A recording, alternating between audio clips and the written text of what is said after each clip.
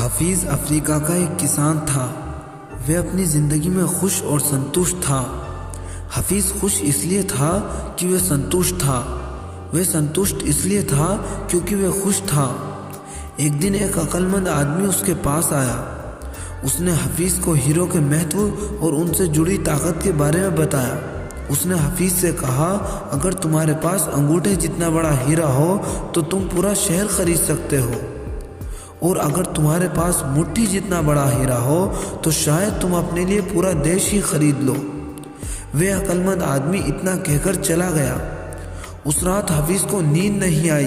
वह असंतुष्ट हो चुका था, इसलिए उसकी खुशी भी खत्म हो चुकी थी। दूसरे दिन सुबह होते ही हफीज़ ने अपने खेतों को बेचने और अपने परिवार की देखभाल का इंतज़ाम किया और हीरे खोजने के लिए रवाना हो गया। वह हीरो की खोज में पूरे अफ्रीका में भटकता रहा, पर उसे पूरे अफ्रीका के जंगल में कहीं भी हीरे नहीं मिले। उसने उन्हें यूरोप में भी ढूंढा, पर वे उसे वहाँ भी नहीं मिले। वे उन्हें ढूंढता ढूंढता स्पेन भी पहुँचा।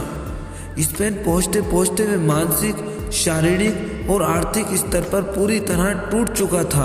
वे इतना मायूस हो चुका था कि उसने स्पेन की एक नदी में कूदकर खुदकुशी कर ली और मर गया।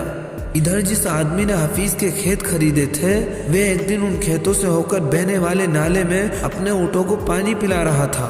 तभी सुबह के वक्त उग रही सूरज की किरणें नाले के दूसरी ओर पेड़ के नीचे रखे एक पत्थर पर पड़ी और वे इंद्रधनुष की तरह जगमगा उठा। ये सोचकर कि वह पत्थर उसकी बैठक में अच्छा दिखेगा, उसने उसे उठाकर अपनी बैठक में सजा दिया। उसी दिन दोपहर में हफीज़ को हीरो के बारे में बताने वाला आदमी खेतों के उस नए मालिक के पास आया। उसने उस जगमगाते हुए पत्थर को देखकर पूछा, क्या हफीज़ लौट आया? नए मालिक ने जवाब दिया, नहीं, लेकिन आपने ये सवाल क्यों पूछा?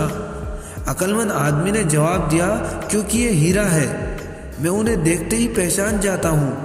नए मालिक ने कहा, नहीं, ये तो महज एक पत्थर है, मैंने इसे अपने खेतों के पास से उठाया है, मुझे नहीं लगता ये कोई हीरा है। अगर आपको यकीन नहीं हो रहा तो आइए मैं आपको दिखाता हूँ।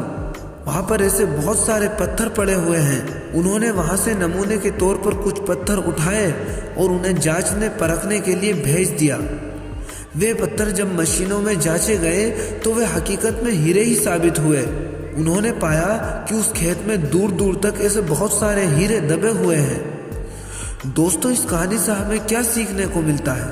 इस कहानी से हमें 6 सीख मिलती हैं। नंबर 1, जब हमारा नज़रिया सही होता है तो हमें महसूस होता है कि हम हीरो से भरी हुई ज़मीन पर ही चल रहे हैं। मौके हमेशा हमारे पांव तले दबे होते हैं। हमें उनकी तलाश में कहीं जाने की ज़रूरत नहीं, हमें केवल उन्हें पहचानना होता है। नंबर 2, दूसरे के खेत की घास हमें हमेशा हरी लगती है। नंबर 3, हम दूसरे के पास मौजूद चीज़ों को देखकर ललचा जाते हैं और इसी तरह दूसरे हमारे पास मौजूद चीज़ों को देखकर ललचा जाते हैं, और उन लोगों को हमसे अपनी जगह की अदला बदली करने का मौका हासिल करने में बहुत खुशी होती है।